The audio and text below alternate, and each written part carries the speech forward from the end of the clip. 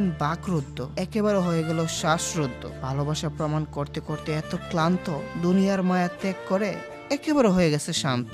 এক নারীকে দেখে নিলাম কালনাগিন রূপে, যে নারীকে তার জীবনটা দিয়েছিল সপে। ঘরের যে নারী করে মন ভালো করার অপারেশন, সে নারী নাকি এনে দিল ডিপ্রেশন। কত নিষ্ঠুর তুমি নারী, বুঝলো না এই বোকা মন, তোমাকে বানিয়েছিল প্রিয়জন, আর তুমি শুধুই তাকে বানালা প্রয়োজন। কিছু নারীর শোধ করা যায় না ঋণ, কিছু নারীকে বোঝা বড় কঠিন। তুমি নারী আপন হয়েও পর হয়ে চলে গেলে অন্য কারো বাসায়, তুমি নারীর জন্য ছেলেটা তখনও ছিল আশায়। আশায় আশাহত হয়ে হৃদয় হলো ক্ষত বিক্ষত।